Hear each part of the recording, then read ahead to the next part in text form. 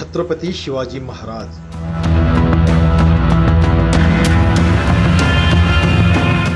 अवघ्या महाराष्ट्राचंच काय पण भारताचंही आज जे अस्तित्व आहे त्यात सर्वाधिक वाटा शिवरायांचा आहे असं म्हटलं तर वावगं ठरणार नाही। बहुतांश राजे साम्राज्य मुघली राजवटीसमोर गुडघे टेकत होते।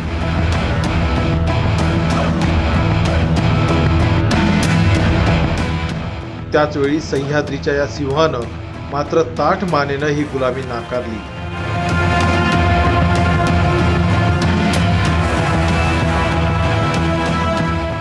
रयतेला स्वराज्याचं स्वप्न दाखवलं। एवढंच नाही तर त्यांच्या साथीनं ते सत्यातही उतरवलं।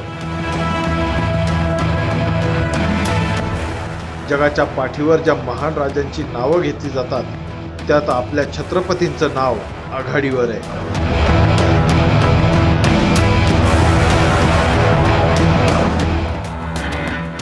कारण इतर राज्यांची साम्राज्य त्यांना वारसा हक्कानं मिळालेली होती।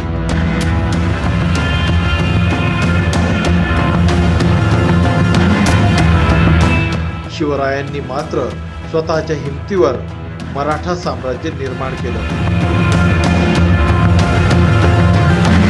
आणि ते केवळ राज्य नव्हतं तर खऱ्या अर्थेनं रयतेचं राज्य स्वराज्य होतं।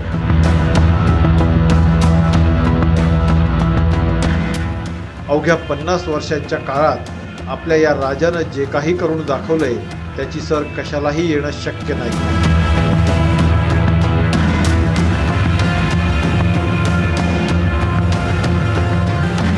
यात आपल्या जाणत्या राजाचा इतिहास अवघ्या जगाला कळावा म्हणून एक छोटासा प्रयत्न करतोय।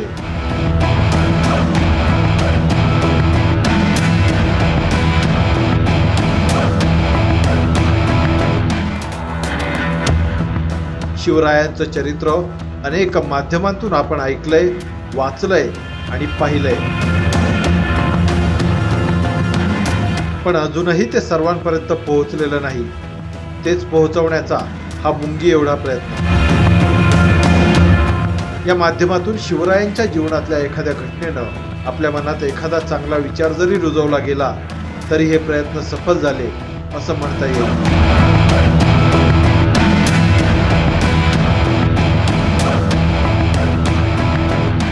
चला तर मग सगळे मिळून आपल्या राजाचं हे शिवस्वरूप किती विशाल आहे हे दाखवून देऊयात आणि सुरू करूयात शिवजागर।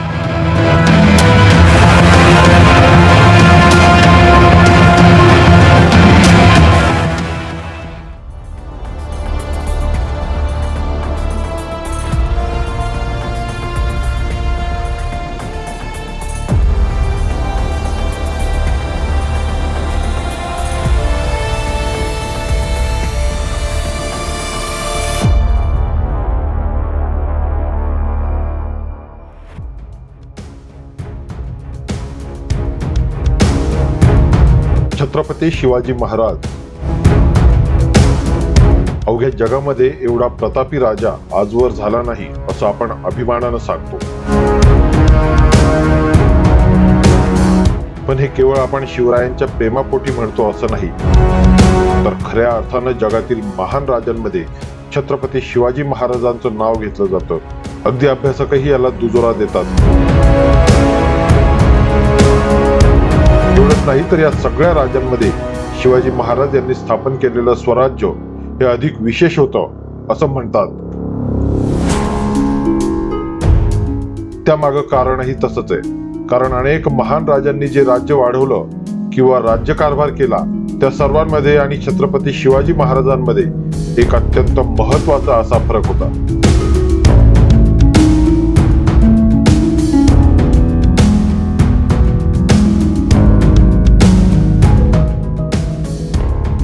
हा फरक म्हणजे सर्व राजांना राज्य वारसा हक्कानं मिळालेलं होतं। बापदाद्यांनी किंवा पूर्वजांनी कमावलेल्या राज्याचा सांभाळ करायचा आणि आपल्या कर्तृत्वाप्रमाणे ते वाढवायचं हेच या सर्व राजांचं काम होतं।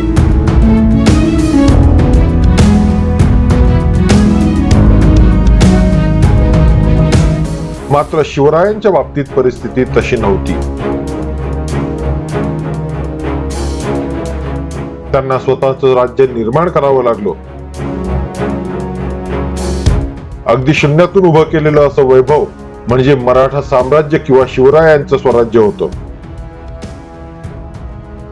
आयतं काही मिळणं तर लांबच, पण त्या उलट शेकडो वर्षांच्या गुलामगिरीच्या जोखाडातून रयतेला मुक्त करण्यासाठी मुघल, आदिलशाही आणि निजामशाही बरोबरच अगदी वेळ प्रसंगी स्वकीयांबरोबरही दोन हात करून शिवरायांनी स्वराज्याचा पाया रोवला.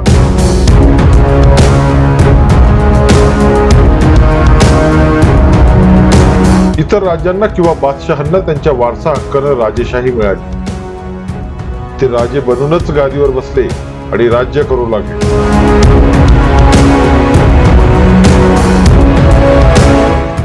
शिवरायांच्या बाबतीत मात्र तसं नव्हतं. त्यांना अशा प्रकारे राज्य वारसा हक्कानं मिळालेलं नव्हतं.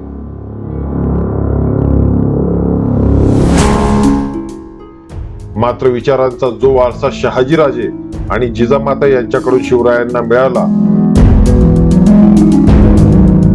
त्या जोरावर त्यांनी एवढं मोठं वैभव उभं केलं. त्यामुळेच छत्रपती शिवाजी महाराज हे महान होते.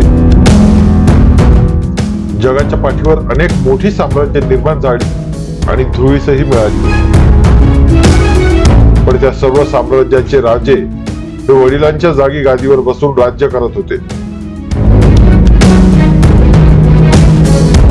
शिवरायांनी मात्र सहकार्यांच्या साथीनं अगदी एक हातीपणे स्वराज्याची निर्मिती केली.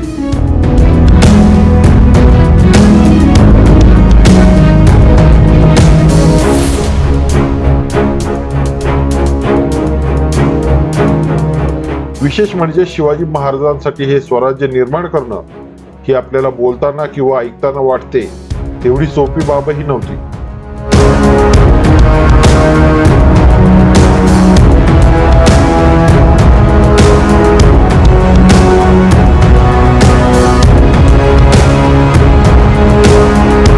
त्याचं कारण म्हणजे शिवरायांना सुरुवात करताना सर्वात आधी लढावं लागले ते स्वकीयांबरोबर.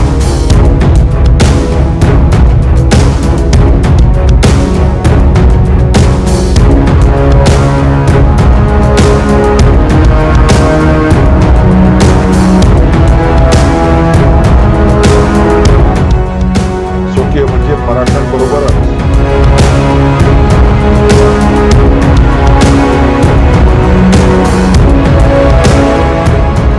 त्यावेळी मराठी हे मुघल, आदिलशाह किंवा निजामशाहीसाठी काम करायचे.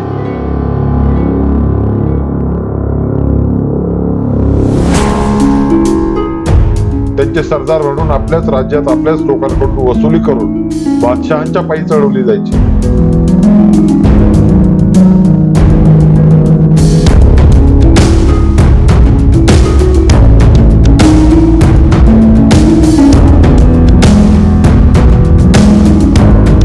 मराठा सरदार वतनदार असले तरी त्यांच्यावर असलेले अधिकारी मात्र मुघलच होते. त्यामुळं काहीही केलं तरी शेवटी त्यांचीच चलती राहणार हे जवळपास निश्चित होतं.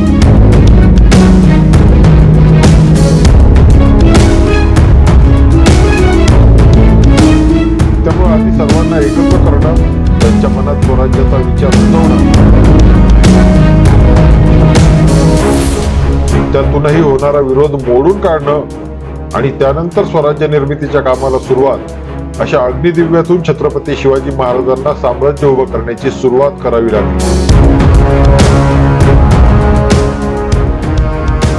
आता काही नोंदींमध्ये शिवरायांचं राज्य हे छोटं किंवा मर्यादित प्रदेशापुरतं असल्याचं म्हटलं गेलंय, पण हे लिखाणही शिवरायांच्या आकसापोटी झालेलं असल्याचं पाहायला मिळतं.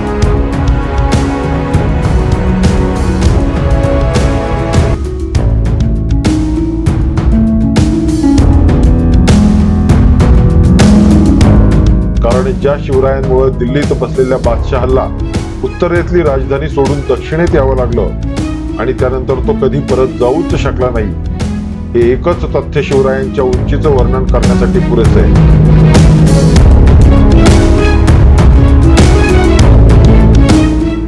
त्यामुळे भारतातले हे बादशहाच काय, पण जगभरातील काही मोजक्या महान राजांमध्ये छत्रपती शिवाजी महाराजांची उंची ही तसूभरही कमी नसून जरा जास्तच आहे. आणि त्यामुळे त्या सर्व राजांपेक्षा छत्रपती शिवाजी महाराज आणि त्यांनी मिळवलेलं राज्य हे वेगळं ठसा उमटवल्याशिवाय राहत नाही.